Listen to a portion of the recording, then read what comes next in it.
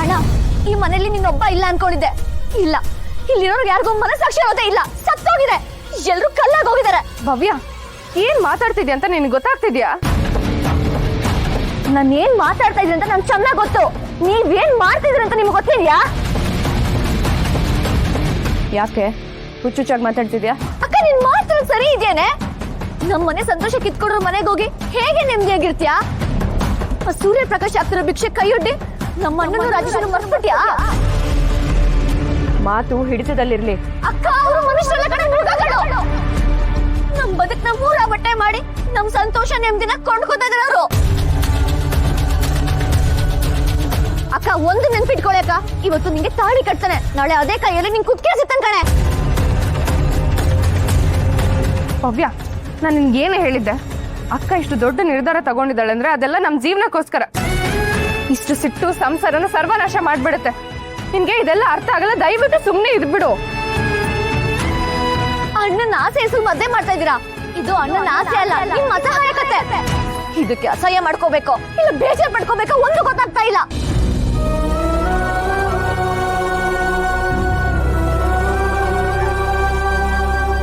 ಕಲ್ಯಾಣಿ, ಅವಳ ಮಾತನ್ನ ನಿನ್ನ ಮನಸ್ಸಿಗೆ ತಗೋಬೇಡಮ್ಮ. ಅವಳಿನ್ನು ಚಿಕ್ಕವಳು. ನಮ್ಮನೆಗೆ ಒಂದು ಆಶ್ರಯ ಇರಲಿ ಅಂತ ಆ ಮನೆಯವರು ಈ ನಿರ್ಧಾರಕ್ಕೆ ಬಂದಿದ್ದಾರೆ. ನೀನು ಈ ಮದುವೆಗೆ ಒಪ್ಪಿದೀಯ. ನೀನು ಆ ಮನೆಗೆ ಮದುವೆ ಮಾಡ್ಕೊಂಡು ಹೋದ್ಮೇಲೆ ನಿನ್ನ ಕೋಪ ದ್ವೇಷಕ್ಕೆಲ್ಲ ತಣ್ಣೀರು ಸುರಿದು ನೀನು ನೆಮ್ಮದಿಯಾಗಿರೋದ್ರ ಬಗ್ಗೆ ಅಷ್ಟೇ ಗಮನ ಕೊಡಮ್ಮ.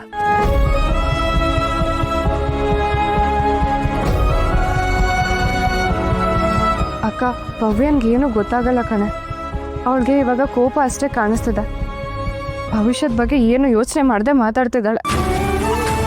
ಆ ಮನೆಗೆ ಹೋದ್ಮೇಲೆ ನಿನ್ನ ಮನಸ್ಥಿತಿ ಹೇಗಿರುತ್ತೆ ಅಂತ ನನಗೆ ಗೊತ್ತು. ನಮ್ಮನೆ ಥರನೇ ಅವ್ರ ಮನೆ ನೆಮ್ಮದಿನೂ ಹಾಳಾಗಿದೆ. ಅದಕ್ಕೆ ಇನ್ನೊಂದ್ಸಲಿ ಕೇಳ್ತಿದ್ದೀನಿ, ಈ ಮದುವೆಗೆ ನೀನು ಮನ್ಸಾರೆ ಒಪ್ಪಿದ್ಯಾ ತಾನೆ? ನಿರ್ಧಾರ ಮಾಡಾಗಿದೆ.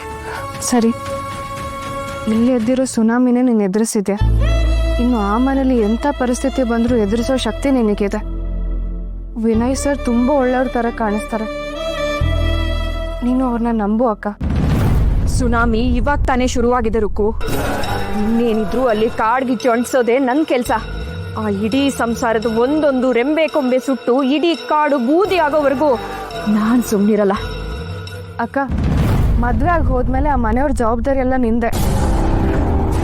ಆ ಮನೆಯವ್ರು ಇನ್ಮೇಲೆ ನಿನ್ನ ಮನೆಯವರು. ಹಂತ ಹಂತವಾಗಿ ಎಲ್ಲರನ್ನು ಕಳಿಸೋ ಜವಾಬ್ದಾರಿನೂ ನಂದೇ ರುಕು.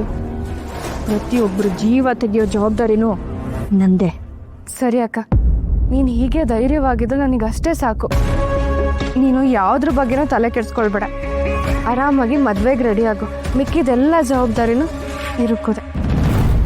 ನೀನು ಆರಾಮಾಗಿರು.